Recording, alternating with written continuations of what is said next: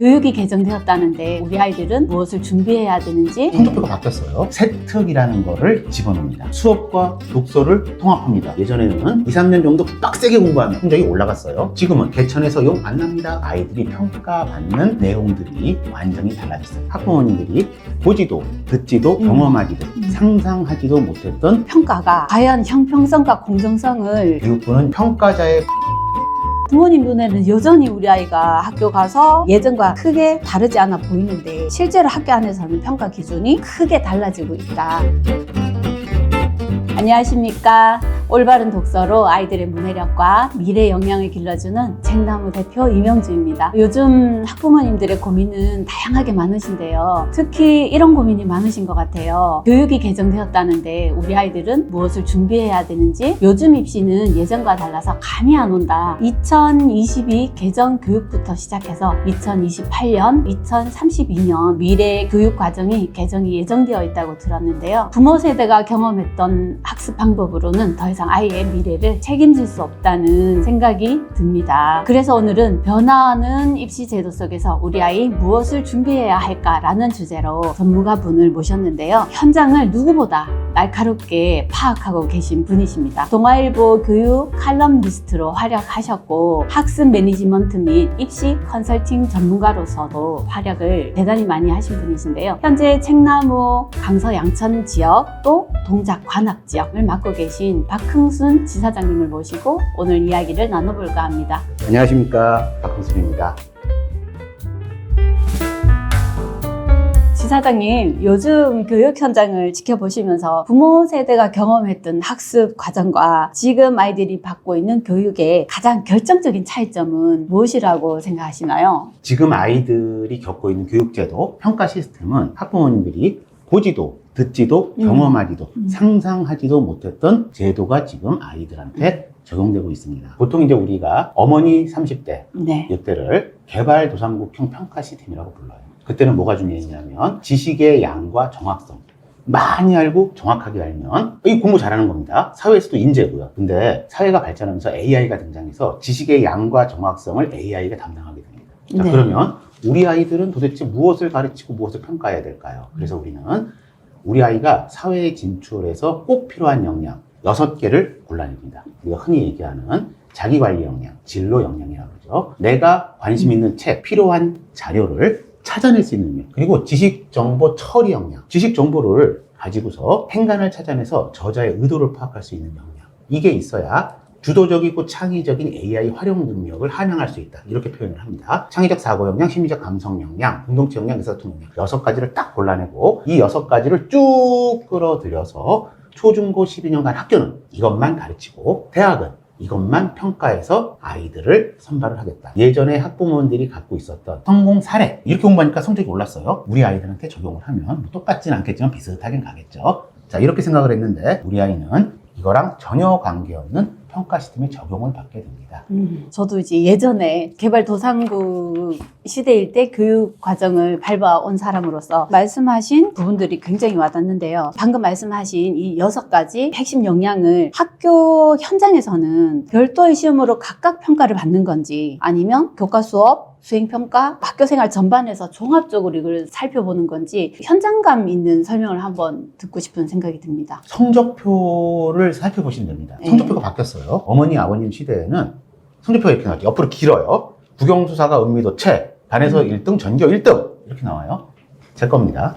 자, 근데 요즘 성적표는 어쩌면 두껍습니다. 1번 인적사항, 10번 행동 특성사항 및 선생님 의견, 세특이라는 거를 집어넣습니다. 내신에. 이건 뭔데요? 세부능력 특기사항 많이 들어보셨을 겁니다. 선생님이 직접 아이를 한 학기 동안 관찰을 해요. 써줍니다. 이 친구는 정보 처리 역량이 있음, 이 친구는 심리적 감성 역량이 부족함. 이렇게 선생님이 정성평가를 한 것들을 나중에 정량화 시키죠. 심리적 감성 역량 8점, 창의적 사고 역량 6점, 공동체 역량 5점. 이걸 다 더해서 세특까지를 내신이라고 부릅니다. 지필, 수행, 세특까지를 내신으로 묶어놨기 때문에 이것도 부족하는 창체 활동이 있죠. 자유활동, 진로활동, 봉사활동, 동아리활동. 이것도 부족하다 그러면 이제 교수님이 나섭니다. 면접을 봅니다. 이제는 아이들이 3년간 어떻게 공부했고 창의적 사고력과 비판적 사고력, 공동체 역량이 어떻게 개선되어 왔는지 과정의 평가를 합니다. 이 과정의 평가를 하기 위해서 진로, 지필, 수행, 학생부, 면접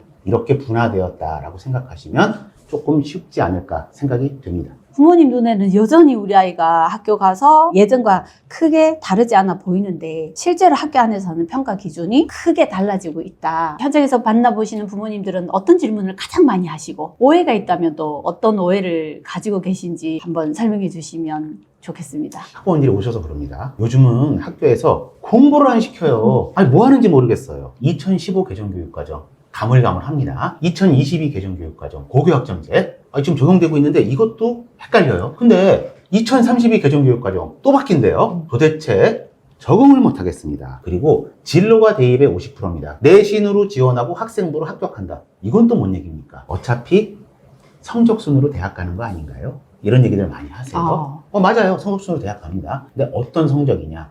이게 중요해요. 밥만 먹고 교육제도만 살펴봐도 그 흐름을 따라가기가 힘든데 제가 하는 일이잖아요. 저도 힘들어요. 10년간 교육부에서 발표한 보도자료나 공개자료를 거의 한 줄도 안 빼고 다 읽은 것 같은데 그래도 힘들어요. 이거 학부모님들 어떻게 합니까? 근데 교육부에서는 이렇게 얘기를 합니다. 우리가 지금까지 많은 홍보를 했어요. 서울, 대전, 광주, 부산 돌아다니면서 공청회도 수백 차례 했고요. 놀랍게도 서울대, 연대, 고대는 돌아다니면서 우리는 이런 학생 뽑습니다. 수천 페이지의 홍보 자료를 날렸어요. TV만 틀면 독서, 창의력, 사고력, 책맹 맨날 나오죠. 이렇게 많이 홍보를 했으니 자 이제 모든 학부모님은 변화하는 교육 시스템을 다 안다고 칩니다. 모든 학생은 학교에서 한 100번 들었죠. 이렇게 바뀌었다고 너네들 큰일 났어 이렇게 100번 들었어요. 다 안다고 칩니다. 왜요? 이 빠른 변화의 사이클을 따라가기 힘들기 때문에 더 이상 늦출 수 없다는 겁니다. 부작용이 있어도 안다고 치고 그대로 교육부가 생각하는 교육 방향을 밀고 나가는 중이다. 많은 학부모님들이 다 인지가 끝나지 않았어도 밀고 나가야 할 정도로 지금 그렇게 급박한 빠른 변화의 시대를 맞이하고 있는 거네요. 현재도 여전히 학생들의 동선을 보면 국영수 위주의 학원으로 많이 이제 움직이고 있는데 그렇게 빼곡하게 학원을 돌려도 불안해하시는 어머님들이 대부분이시겠죠. 그런 분들에게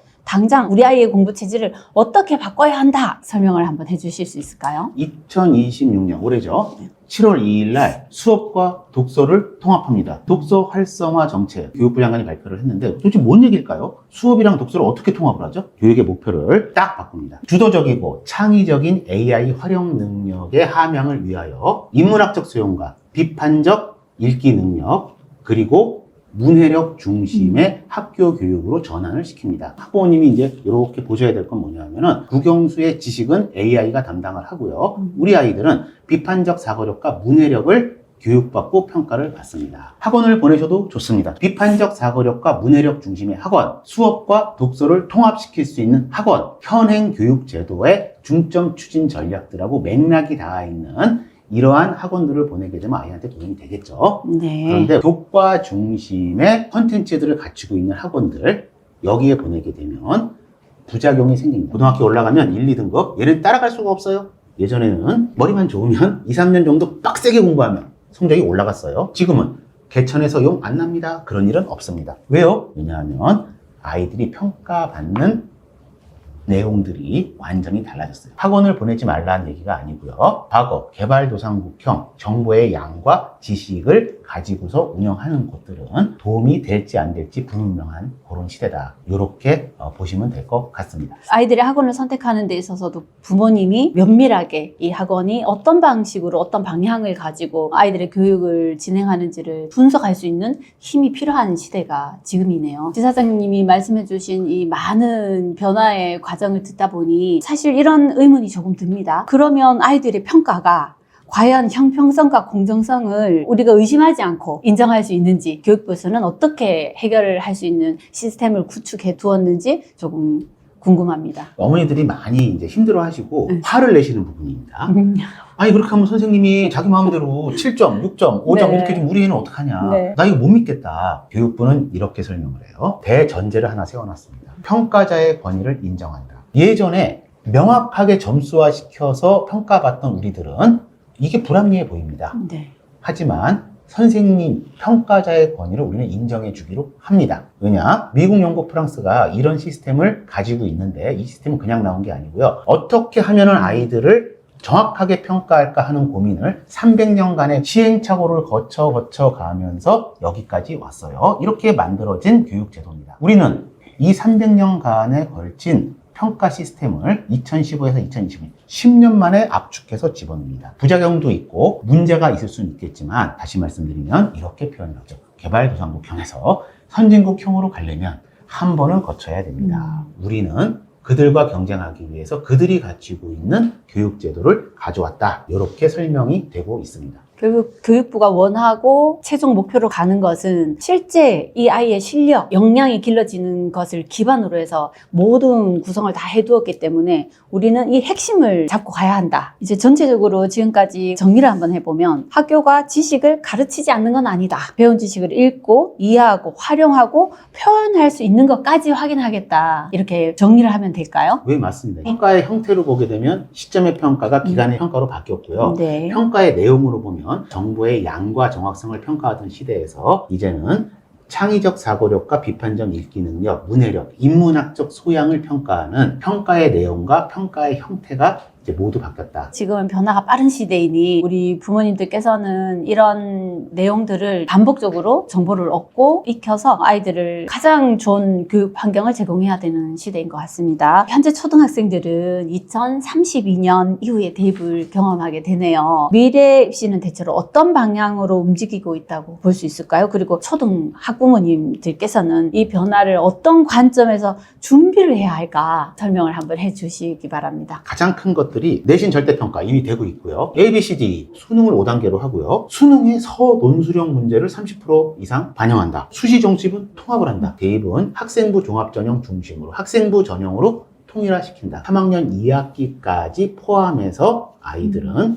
그 성적으로 대학을 가게 됩니다. 올해 1월 달에 서울대가 올해 고등학교 2학년 된 아이들을 대상으로 서울, 대구, 광주, 부산을 돌아다니면서 우리는 아이들을 이렇게 뽑습니다. 설명을 했죠. 수시는 원래 그렇게 뽑고요. 정시는요. 수능 점수를 60%를 집어넣어요. 그리고 난 다음에 학생 역량평가, 학생부 중심으로 보겠죠. 40%를 넣겠대요. 우리 아이가 대학 갈 때쯤 됐을 때 평가 시스템을 미리 알아내서 지금부터 준비하시는 분만이 유리한 고점을 차지하게 되실 겁니다. 학부모님들 사이에서는 그러면 진로를 빨리 정해야 하나? 이런 불안감을 가지고 계신 분들이 많으실 것 같아요. 초등학교 때부터 우리 아이가 뭐 의사가 될 건지 공학자가 될 건지 이런 구체적인 직업을 정해야 하나? 우리 아이는 아직 뭔가 뭐 뚜렷하게 하고 싶은 게 없던데 대입이 이제 학생부와 역량 중심으로 진행이 된다면 학부모님들은 아이의 진로를 어떤 관점에서 바라보고 도대체 뭘 준비해야 할까요? 학부모님들이 오셔서 진로가 대입의 50%라면 어떻게 해야 됩니까? 저한테 물어봐요. 그걸 가만히 있습니다. 옆에 이제 애가 있죠? 엄마가, 아빠가 아이한테 다시 물어봅니다. 넌 꿈이 뭐니? 희망이 뭐야? 진로가 뭐냐고. 그럼 아이가 대답을 못하죠. 뭘 물어봤을까요? 직업을 물어봤습니다. 근데 우리 아이가 알고 있는 직업은 엄마, 아빠, 삼촌, 고모, 텔레비에서 본 직업. 여기에 혹시 내가 마음에 드는 직업이 있으면 나는 꿈도 있고 희망도 있는 건실한 학생이고요. 혹시 여기서 내가 마음에 드는 직업을 못 찾았어요. 그러면 난 꿈도 희망도 진로도 없는 공부 포기. 진로는 직업이 아니에요. 학교에서 선생님이 어머님한테 자, 우리 아이의 진로 결정해 오세요. 이런 얘기 들어본 적 있을까요?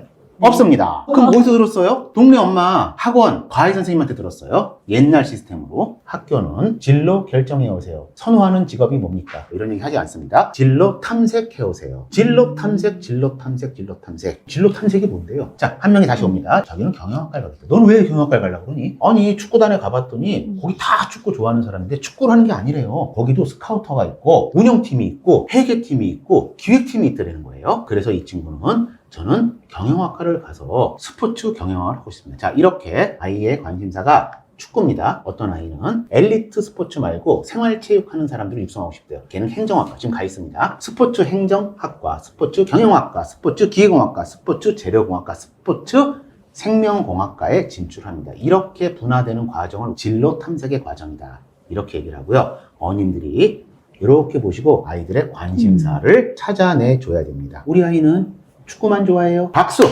우리 아이가 진로가 생겼네. 그 다음 단계로 하셔야 될 것은 그것을 직접 경험과 간접 경험. 직접 경험은 학교에서 현장 체험의 형태로 발현이 되고요. 학교에서 도서관을 만들고 독서의 형태로 간접 경험이 발현이 됩니다. 이런 것들을 통해서 조금 더 세부적이고 구체적이고 생명공학과를 하려고 그러다가 잠깐 아니야 난 역시 행정학과 같아 아니야 난 기계공학과 같아 축구공 이거 야구처럼 뽕 이거 만들어서 이거 훈련해야지 왔다 갔다 자 이렇게 왔다 갔다 하다가 아 맞다 난 결국은 생활체육 행정학과 같아 스포츠 행정해야지 이렇게 안착을 할 수 있게끔 진로 탐색의 과정을 도와주시는 거 이게 가장 중요하고요. 가장 첫 번째 발걸음은 관심사가 무엇인지를 발견하시는 게 진로 탐색의 시작점이 아닐까라는 생각을 합니다. 아이의 관심사를 체크하는 건 정말 중요한 것 같습니다. 그러면 이 아이의 관심사를 발견하고 진로를 찾아가는 과정을 학교 교육 시스템에 이것들을 충실히 할 수 있도록 시스템이 조금 구축이 돼 있는지 그게 좀 궁금하네요. 이론적으로는 학교의 시스템이 완벽하게 구축이 돼 있어요. 첫 번째는 간접 경험을 하기 위해서 도서상관 벽지 저기 섬동네까지 도서관을 엄청난 예산을 들여서 다 만들어 놨어요. 그리고 학교 생활에 창체 활동이 40% 이상 들어가 있습니다. 거기서 아이들이 자율활동, 진로활동, 강의도 듣고요. 현장 체험 학습 갑니다. 고등학생들은 회계사 사무실도 찾아가 보고요. 방송국도 찾아가고요. 법무사 사무실도 찾아갑니다. 진로 선생님을 별도로 두게 돼 있고요. 각 과목 선생님들도 아이의 진로 탐색 과정을 관찰해서 세특에 쓰게 돼 있어요. 학부모님 입장에서는 현실적으로 난 뭐 해야 될까라는 고민이 들 것 같아요. 첫 번째는 아이 손을 잡고 도서관에 가는 겁니다. 가서 아이한테 자, 책을 고르세요. 네가 관심 있는 책, 필요한 책, 필요한 자료를 고르세요. 고르는 연습부터 시켜야 됩니다. 현행 교육과정에 이걸 우리가 진로 독서라고 부르죠. 아이가 어떤 계기가 됐든 하나를 고릅니다.